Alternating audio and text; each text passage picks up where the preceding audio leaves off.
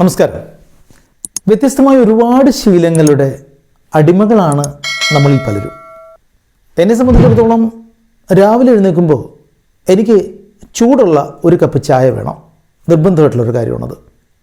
അതേപോലെ തന്നെ രാത്രി കിടക്കുമ്പോൾ തൊട്ടപ്പുറത്തെ വീട്ടിൽ നിന്ന് അടിക്കുന്ന വെളിച്ചവും കുളിമുറിയിലെ കേടായ പൈപ്പിൽ നിന്ന് ബക്കറ്റിലേക്ക് ഇറ്റിറ്റ് വീഴുന്ന വെള്ളത്തിൻ്റെ ശബ്ദവും വൃത്തിഹീനമായിട്ടുള്ള ബാത്റൂമും തൊട്ടടുത്ത് കിടക്കുന്ന ആളുടെ കുറുക്കം വലിയും കഴിച്ച പാത്രങ്ങൾ അതേപോലെ തന്നെ കൂട്ടിയിട്ടിരിക്കുന്ന അടുക്കളയും തൊട്ടടുത്തിരുന്ന് യാത്ര ചെയ്യുന്ന ആളുടെ ഡ്രസ്സിൽ നിന്ന് വരുന്ന രൂക്ഷമായ പെർഫ്യൂമിൻ്റെ ഗന്ധവും ഒക്കെ എന്നെ അലോസരപ്പെടുത്താറുണ്ട്. ഇത്തരത്തിലുള്ള വിചിത്രവും സാധാരണവുമായിട്ടുള്ള വലുതും ചെറുതുമായിട്ടുള്ള ഒരുപാട് ശീലങ്ങളുടെ തടവറയിലാണ് ഞാൻ. ഈ ശീലങ്ങൾ വളരെ പെട്ടെന്ന് തന്നെ മാറും. നമുക്ക് തോന്നും ഇത്തരത്തിലുള്ള ശീലങ്ങളിൽ നിന്നൊന്നും നമുക്ക് മാറാൻ പറ്റില്ല. ഇതിന് വിരുദ്ധമായ ഒരു സാഹചര്യത്തിൽ ജീവിക്കേണ്ടി വന്നാൽ ഒട്ടും ടോളറേറ്റ് ചെയ്യാൻ പറ്റില്ല എന്നൊക്കെ നമുക്ക് തോന്നുമെങ്കിലും അത്ഭുതകരമായിട്ടുള്ള കാര്യം, വ്യത്യസ്തമായൊരു സാഹചര്യത്തിൽ ജീവിക്കേണ്ട ഒരു അവസരം വന്ന പുതിയ ശീലങ്ങളുമായിട്ട് നമ്മൾ വളരെ പെട്ടെന്ന് പൊരുത്തപ്പെടുകയും ആ ശീലങ്ങളുടെ അടിമയായി നമ്മൾ മാറുകയും ചെയ്യും എന്നുള്ളതാണ്. ഇത് ദൈവം ഒരേ സമയം നമുക്ക് തരുന്ന അനുഗ്രഹവും ശാപവുമാണ്. ഇത് അനുഗ്രഹമാവുന്നത് ഇത്തരത്തിലുള്ള ശീലം നമ്മളുടെ വളർച്ചയെ സഹായിക്കുമ്പോഴാണ്. ഇത് ശാപമായി മാറുന്നത് ഇത്തരത്തിലുള്ള ശീലങ്ങളുടെ തടവറ നമ്മളുടെ വളർച്ചയെ മുരടിപ്പിക്കുമ്പോഴാണ്. പ്രത്യേകിച്ച് നമ്മുടെ കുട്ടികളുടെ കാര്യം എടുത്ത് നോക്കാം.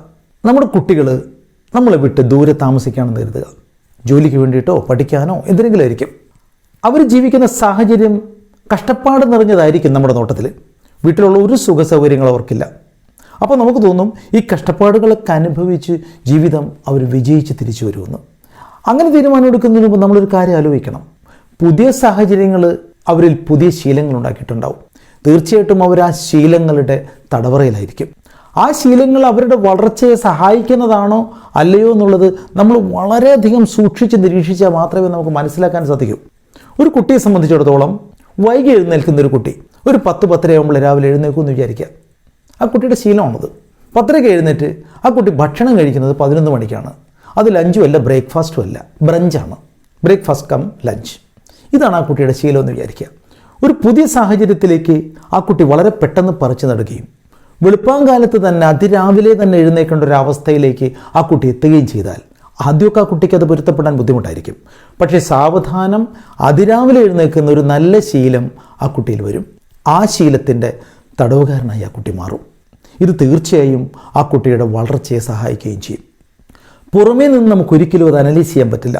നമ്മൾ കാണുന്നത് വേറൊരു തരത്തിലായിരിക്കും. ഉദാഹരണത്തിന് തെരുവിൽ ജീവിക്കുന്ന ആളുകളുടെ കാര്യം ഒന്ന് എടുത്ത് നോക്കൂ. നമുക്ക് തോന്നും വലിയ കഷ്ടപ്പാടാണ് അവർക്ക്. അവർ കിടക്കുന്നത് പാതയോരത്താണ്, അല്ലെങ്കിൽ കടത്തിണ്ണയിലാണ്, അല്ലെങ്കിൽ ബസ് സ്റ്റാൻഡിലാണ്. അവർ മഴയത്തും വെയിലത്തും ഒക്കെ ഇങ്ങനെ കിടക്കുകയാണ് അവിടെ. അവരങ്ങനെ കഷ്ടപ്പെട്ട് കഴിയുകയാണെന്നാണ് നമ്മൾ വിചാരിക്കുന്നത്. പക്ഷേ സത്യാവസ്ഥ അതല്ല. ആ സാഹചര്യം അവർക്ക് കൊടുത്തിരിക്കുന്ന കുറേ ശീലങ്ങളുണ്ട്.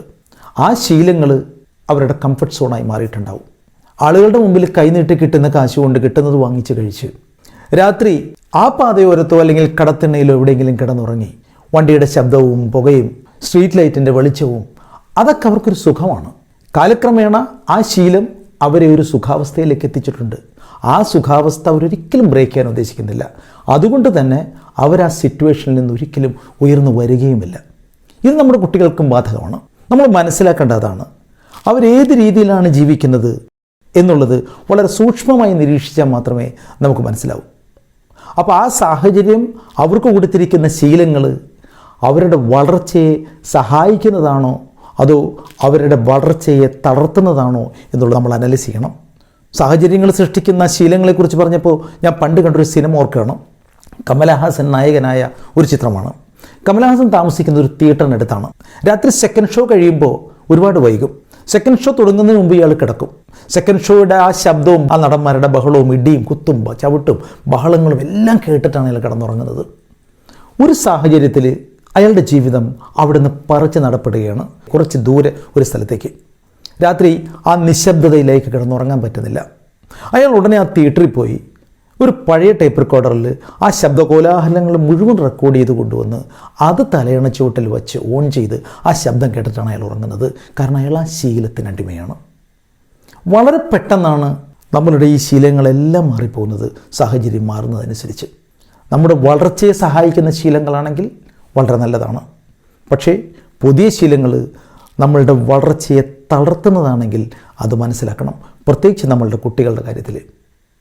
നമ്മളുടെ കുട്ടികളുടെ വളർച്ചയെ മുരടിപ്പിക്കുന്ന തരത്തിലുള്ള ശീലങ്ങളിലേക്കാണ് അവർ ട്രാവൽ ചെയ്യുന്നത് എന്ന് മനസ്സിലാക്കിയ നിരന്തരമായ പ്രേരണയോടുകൂടി അവരെ ആ ശീലങ്ങളുടെ തടവറ ചാടാൻ നമ്മൾ പ്രേരിപ്പിച്ചുകൊണ്ടേയിരിക്കണം. നന്ദി.